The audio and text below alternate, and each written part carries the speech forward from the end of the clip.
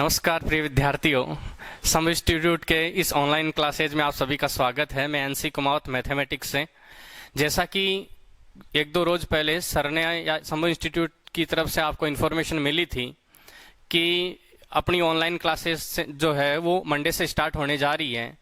तो ये जो कोविड-19 जो चल रहा है, इसके रहते ऑफलाइन क्लासेज अभी संभव है नहीं सरकार के निर्देशों के अनुसार। तो अपन ऑनलाइन क्लासेज की सहायता से आप सभी को जो भी अपन से जो मैटर अवेलेबल हो सकता है वो अवेलेबल करवा रहे हैं आप सभी को फ्री ऑफ कॉस्ट। तो आप ज़्यादा से ज़्यादा जुड़े इससे, और इसी कोविड-19 का जो दौर चल रहा है इसमें आप ज़्यादा से ज़्यादा इसका लाभ उठाएं और जुड़ें, ठीक है। और आज अपन बात करते हैं मैथमेटिक्स की इस क्लासेस की श्रृंखला में। सबसे पहले तो मैं बात करता हूं, देखो, बीएससी पार्ट फर्स्ट की। आज अपन पहले बीएससी पार्ट फर्स्ट से लेते हैं, बीएससी पार्ट फर्स्ट। अब बीएससी पार्ट फर्स्ट में अपनी जो शेखावटी यूनिवर्सिटी है, इसमें जो मैथमेटिक्स की अगर बात करें अपन, मैथ में अपने 3 पेपर होते हैं, फर्स्ट, सेकंड और थर्ड। ये 3 पेपर होते हैं। जो फर्स्ट पेपर होता है अपना, उसके लिए जो बुक रहती है अपनी डिस्क्रीट, जिसे अपन कहते हैं विविक्त गणित, डिस्क्रीट कहते हैं विविक्त गणित। सेकंड पेपर जो रहता है अपना, इसमें 2 बुक चलती है अपनी, एक इंटीग्रेशन की और एक डिफरेंशियल की, अवकलन और समाकलन। ये 2 बुक चलती है। इसके बाद में जो थर्ड बुक है अपनी, इस थर्ड पेपर में, तो थर्ड पेपर में अपने 3 बुक चलती है टोटली। पहली होती है पोलर इक्वेशन, ध्रुवीय समीकरण। सेकंड जो बुक होती है 3D, और थर्ड जो बुक है वो है ऑप्टिमाइजेशन थ्योरी, इष्टतमीकरण सिद्धांत।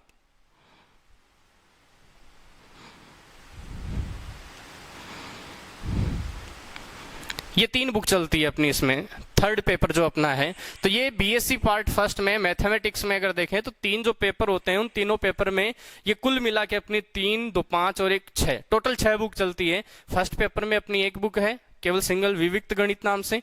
सेकंड पेपर जो है उसमें 2 बुक चलती है अपनी, एक अवकलन की और एक समाकलन, डिफरेंशियल और इंटीग्रेशन। थर्ड जो पेपर है, इस थर्ड पेपर में एक पोलर इक्वेशन, एक 3D और एक ऑप्टिमाइजेशन थ्योरी। तो ये 3 बुक चलती है। आज अपन बात करते हैं, पहली जो क्लास है अपनी, पहली क्लास अपन लेते हैं थर्ड पेपर से रिलेटेड। तो थर्ड पेपर में, इसमें जो थर्ड पेपर में जो 3 बुक चलती है अपनी, इसका जो पेपर रहता है अपना, वो पेपर कुछ इस प्रकार रहता है जैसे ध्रुवीय समीकरण है, छोटी सी बुक रहती है, बिल्कुल 1 यूनिट की है। इसमें एक फर्स्ट यूनिट इसमें से रहती है।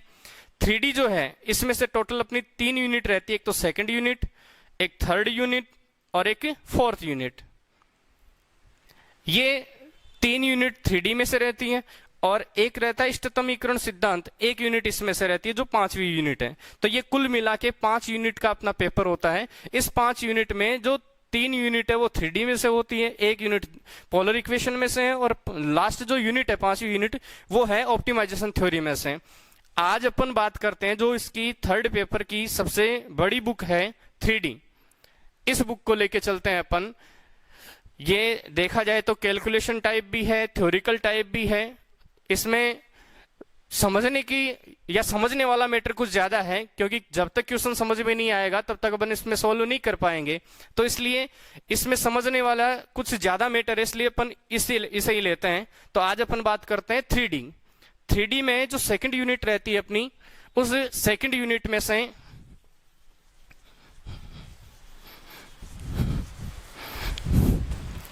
सेकंड यूनिट लेते हैं अपन, यूनिट सेकंड।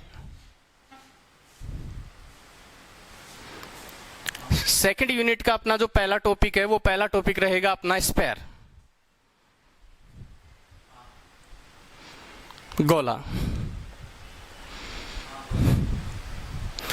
ये अपना पहला टॉपिक है, पहली यूनिट, मतलब सेकंड। इस बुक की 3D की जो बुक है, इस 3D वाली बुक की जो सेकंड यूनिट इसमें से आएगी, वो सेकंड यूनिट, इसमें पहला जो टॉपिक है वो अपना है स्फीयर, गोला। अब देखो, गोला और एक सर्किल, 2 चीज है ये, गोला और एक होता है सर्किल, स्फेयर और सर्किल। इनमें फर्क क्या है, पहले डेफिनेशन के तौर पे देखें अपन तो देखो सर्किल और स्फेयर इसमें थोड़ा सा फर्क है। थोड़ा सा फर्क मतलब डेफिनेशन के तौर पे बता रहा हूं, बाकी तो देखा जाए तो सर्किल और स्फेयर में अगर अपन कंपैरिजन करें तो इनमें है क्या, ये जो है ये है 2D में। सर्किल जो होता है वो हमेशा 2 डायमेंशनल होता है और गोला जो होता है वो होता है 3 डायमेंशनल, 3D में होता है। मतलब इसमें केवल दो ही, इसे व्यक्त करने के लिए अपने को एक 2D का मतलब है समतल पर, तल ये कह सकते हैं या समतल कह सकते हैं, और ये 3D है तो 3D के लिए अपने को चाहिए स्पेस, समष्टि कह सकते हैं।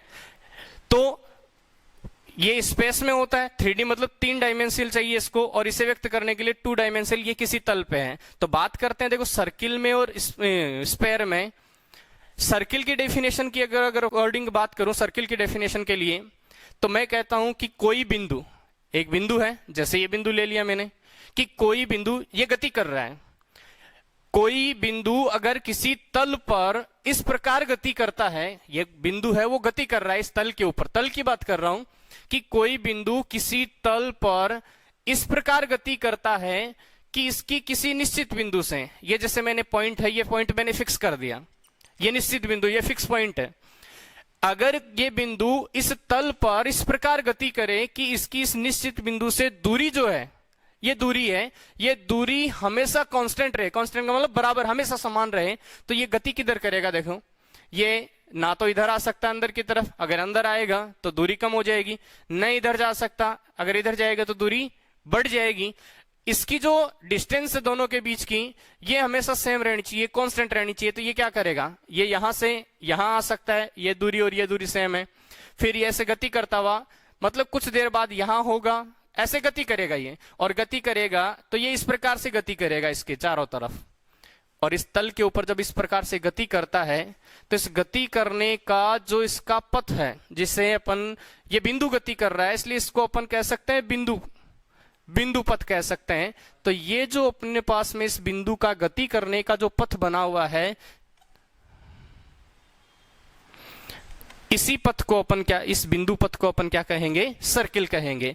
तो यहां पे एक ये फिक्स पॉइंट है, इस फिक्स पॉइंट के ये बिंदु इसके चारों तरफ जब गति करता है तो गति करता हुआ जो इसने बिंदु पथ बनाया है, ये बिंदु पथ क्या कहलाता है, सर्किल कहलाता है। अब ध्यान देना, हमने डेफिनेशन में ये कहा था कि अगर कोई बिंदु किसी तल पर, बात मैं तल की कर रहा हूं, कि किसी तल पर किसी निश्चित बिंदु के चारों ओर या किसी निश्चित बिंदु के चारों ओर इस प्रकार गति करता है कि उसकी उस निश्चित बिंदु से जो दूरी है वो सदैव कांस्टेंट रहे, तो ऐसी कंडीशन में जो बिंदु पथ बनता है वो क्या कहलाता है, सर्किल कहलाता है। अब मैं बात करता हूं स्फेयर की, गोले की। गोले में क्या कहेंगे अपन, ये जो तल वर्ड अपन ने लगाया है ना, इसकी जगह अपन बात करेंगे स्पेस की। स्पेस का मतलब समष्टि, ब्रह्मांड जिसे कहते हैं। यहां ब्रह्मांड से मतलब वो ब्रह्मांड नहीं, यहां अपने किसी तल को छोड़कर बाकी का जो पार्ट है वो हम स्पेस मान सकते हैं, ब्रह्मांड कह सकते हैं उसको स्पेस। तो यहां तल की जगह अपन बात करें स्पेस की, तो ये जो अपने पास डेफिनेशन बनती है वो डेफिनेशन बन जाती है किसकी, स्फेयर की। मतलब स्फेयर की डेफिनेशन के अकॉर्डिंग अपन देखें तो क्या कह सकते हैं कि कोई बिंदु एक स्पेस में या खुले स्पेस में इस प्रकार गति करता है कि उसकी किसी निश्चित बिंदु से दूरी सदैव कांस्टेंट रहे, तो ऐसी कंडीशन में जो उस बिंदु का बिंदु पथ बनता है या उस बिंदु के द्वारा बनाया गया जो पृष्ठ है वो पृष्ठ क्या कहलाता है, स्फेयर कहलाता है, गोला कहलाता है। ठीक है, ये जो फिक्स पॉइंट होता है इसे कहते हैं गोले का या स्फेयर का सेंटर, और ये जो कांस्टेंट डिस्टेंस होती है, अचर दूरी, इसे कहते हैं इसकी रेडियस, त्रिज्या। ठीक है, तो ये रेडियस, ये सेंटर और ये जो पृष्ठ बना है इसे कहेंगे अपन गोला। ठीक, तो ये तो है इसकी डेफिनेशन। अब अपन बात करते हैं स्फेयर की इक्वेशन पे, इसके समीकरणों की बात करें। गोले का समीकरण, अपन गोले का जो समीकरण है वो गोले का समीकरण कुछ रूपों में देखें तो सबसे पहला फॉर्म है इसका सेंटर फॉर्म, केंद्र रूप जिसे कहें अपन centre form. Second simple form, साधारण रूप इसका। थर्ड पोजीशन है तो थर्ड पोजीशन में अपन इसकी जनरल इक्वेशन कह सकते हैं या स्टैंडर्ड इक्वेशन कह सकते हैं, व्यापक समीकरण। ये तीन प्रकार के, और एक चौथा रूप अपन लें तो डायमीटर फॉर्म ले सकते हैं इसका, व्यास रूप। ये चार प्रकार के अगर रूप देखें अपन तो सबसे पहले देखो केंद्र रूप की अगर बात करूं, सेंटर फॉर्म, तो सेंटर में सेंटर फॉर्म का मतलब अगर अपने को किसी गोले का क्या दे रखा हो, सेंटर का कोऑर्डिनेट दे रखा हो, केंद्र दिया गया हो और उसकी रेडियस दी गई हो, त्रिज्या।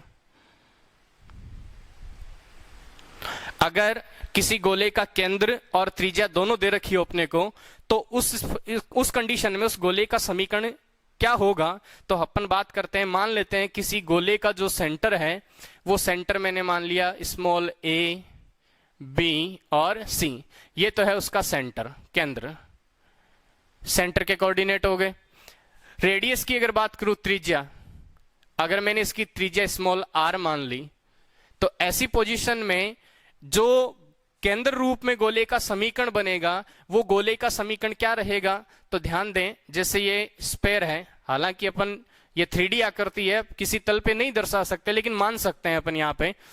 यहां इसका सेंटर, इसके कोऑर्डिनेट हो गए ए बी सी, और रेडियस की अगर बात करें तो रेडियस का मतलब है सेंटर से ये जो अपने पास में इसका बिंदु पथ बना हुआ है, इस बिंदु पथ या लोकस जिसे कहते हैं अपन, इसके ऊपर कोई बिंदु है, कोई भी बिंदु कहीं भी, तो इसकी इससे दूरी जो होगी वो दूरी ही क्या कहलाएगी, इसकी रेडियस कहलाएगी। तो मैं मान लेता हूं यहां पे कोई बिंदु है इसके लोकस पर, इस लोकस पे बिंदु मैंने ले लिया स्टैंडर्ड फॉर्म में एक्स वाई जेड, इसके कोऑर्डिनेट लिए मैंने, यहां से यहां तक की दूरी जो है वो क्या हो जाएगी, आर, रेडियस दे रखी है इसकी। अब यहां पे अगर इसके इक्वेशन की अगर बात करें तो हमें पता है दो बिंदुओं के बीच की दूरी की अगर बात करूं मैं, तो दो बिंदुओं के बीच की दूरी का जो फॉर्म रहता है x2 माइनस x1 का whole square y2 minus y1, 11th class से अपन पढ़ते आ रहे हैं। तो यहां दोनों बिंदुओं के बीच की जो दूरी है, क्योंकि ये दूरी कांस्टेंट है, तो r के इक्वल में अगर लें तो हम लिख सकते हैं इसको r equal root x2 minus x1 का मतलब हो गया x माइनस a का whole square, plus y2 minus y1 का मतलब y माइनस b का whole square, plus z minus c का होल स्क्वायर। यहां से रूट हटाएं अपन या स्क्वायर करें दोनों तरफ, तो आर स्क्वायर इक्वल, तो ये बनाएगा x माइनस a का whole square plus y minus b का whole square plus z minus c का whole square equal r square. ये जो इक्वेशन है ये इक्वेशन कहलाता है गोले का सेंटर फॉर्म। ठीक है, ये तो है गोले का सेंटर फॉर्म, जिसमें यहां ए बी सी होते हैं गोले के सेंटर, एक्स वाई जेड मैंने स्टैंडर्ड कंडीशन में इक्वेशन के लिए लिए हैं, और आर जो है ये आर है उसकी रेडियस। ठीक है, तो ये तो है गोले का सेंटर फॉर्म। अब बात करूं मैं जनरल फॉर्म की, या जनरल या सिंपलेस्ट फॉर्म, साधारण रूप की, तो साधारण रूप में क्या होगा, अगर मैं इस गोले का जो सेंटर है वो कहां पे दे दूं, ओरिजिन पॉइंट पे, मूल बिंदु पर। अगर गोले का जो केंद्र है वो केंद्र अपन ले लें 0 0 0, ओरिजिन पॉइंट केंद्र रूप में लें, अगर केंद्र इसका मूल बिंदु पे ले, सॉरी, तो मूल बिंदु पर अगर इसका सेंटर होगा तो ऐसी कंडीशन में अपना जो इक्वेशन है गोले का वो क्या बना देगा, x square plus y square plus z square बराबर आर स्क्वायर। ये अपने पास में जो फॉर्म बनी है वो बना देगा इसकी सिंपलेस्ट फॉर्म है। ठीक है, ये इसका साधारण रूप हो गया। देखो ये इसका सेंटर फॉर्म है, ये इसका सिंपलेस्ट फॉर्म है, साधारण रूप। अब बात करूं मैं इसके व्यापक समीकरण की, तो गोले का जो व्यापक समीकरण होता है, ध्यान दें यहाँ पे, ये जो अपन सेंटर फॉर्म बना रहे हैं, इस सेंटर फॉर्म का देखो एक बार अगर विस्तार करें अपन, तो विस्तार करेंगे तो क्या क्या बनाएगा, देखो x माइनस ए का होल स्क्वायर अगर लिखें तो यहां से x माइनस ए का होल स्क्वायर बना देगा x स्क्वायर, मैं स्क्वायर स्क्वायर की फॉर्म ले रहा हूं तीनों में से, plus y square plus z square, अगर तीनों में से अपन ने स्क्वायर कर लिया, फिर बीच वाले पद अगर 2ab वाले फॉर्म लें तो यहां से आएगा माइनस का 2ax माइनस का 2by माइनस का 2cz। ठीक है, ये तीनों में से बीच वाले पद। अब लास्ट वाले तीनों पद लें तो बनाएगा plus a square plus b square plus c square, और ये r स्क्वायर जो इक्वल में दे रखा है, अगर मैं इसको ट्रांसफर करके उधर ले जाऊं तो माइनस r स्क्वायर इक्वल 0। ये अपने पास में इसका रूप बनता है जो इसका विस्तार करने पर बनता है। देखो गोले का जो रूप बना है या गोले का जो इक्वेशन बना है सेंटर फॉर्म, इस सेंटर फॉर्म को विस्तार करने पर अपने पास में ये रूप आया। अब आप देख सकते हैं गोले का जो समीकरण है इसकी क्या क्या कंडीशंस है या क्या क्या विशेषता है इसके देखें अगर, तो देखो सबसे पहली बात तो ये कि जो इसकी इक्वेशन है वो एक्स वाई और जेड में क्वाड्रिक इक्वेशन है, द्विघात समीकरण है। पहली विशेषता इसकी कि गोले का जो इक्वेशन होता है वो एक्स वाई जेड के पदों में द्विघात समीकरण होता है।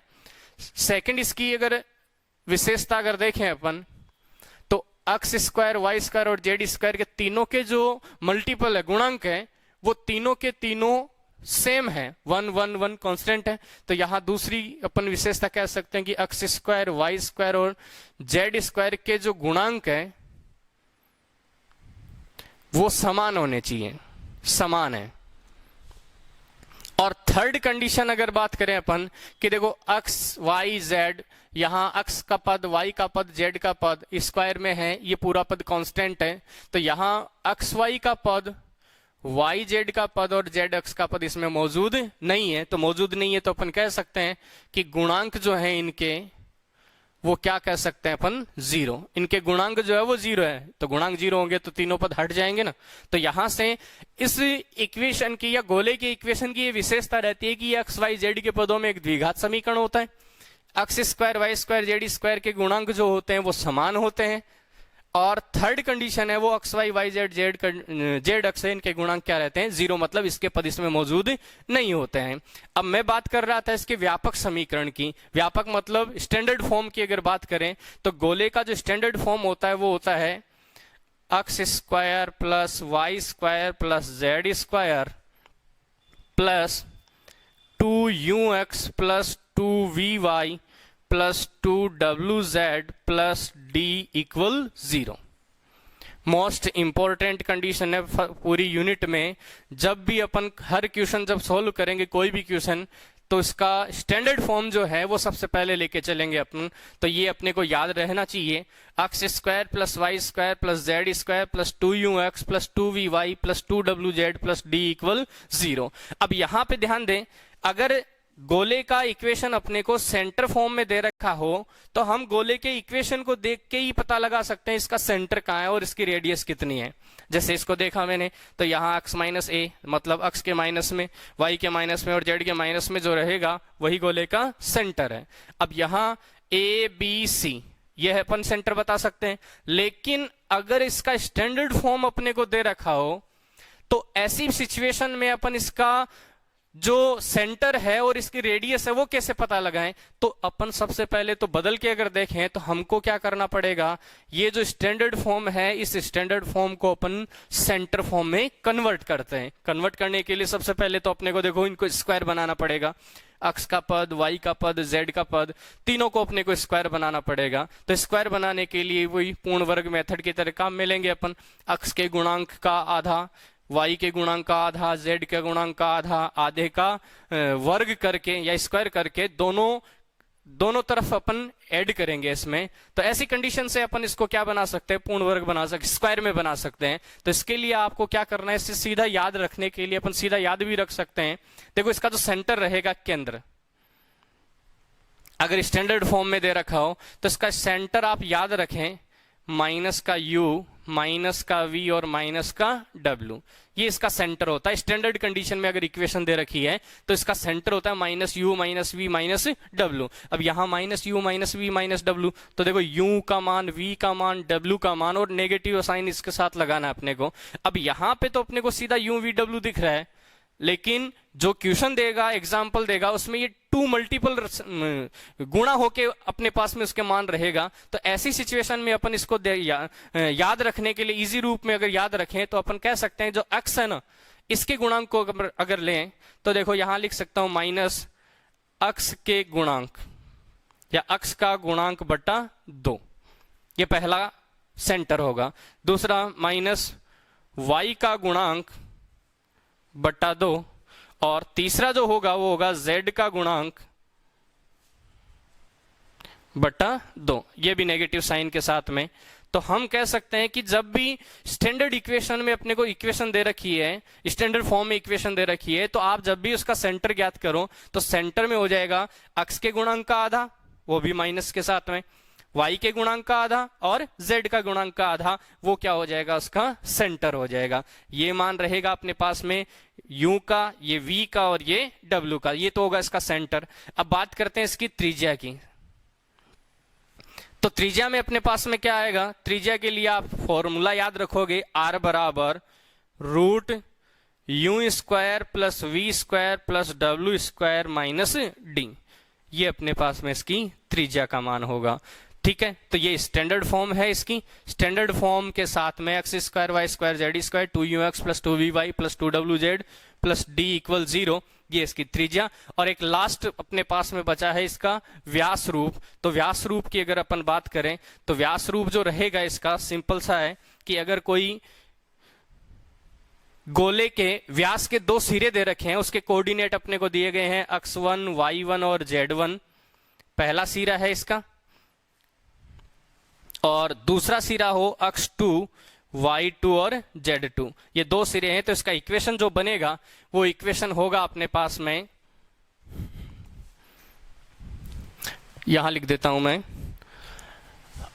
x minus x1 into x minus x2 plus y minus y1 into y minus y2 plus z minus z1 into z minus z2 equal 0।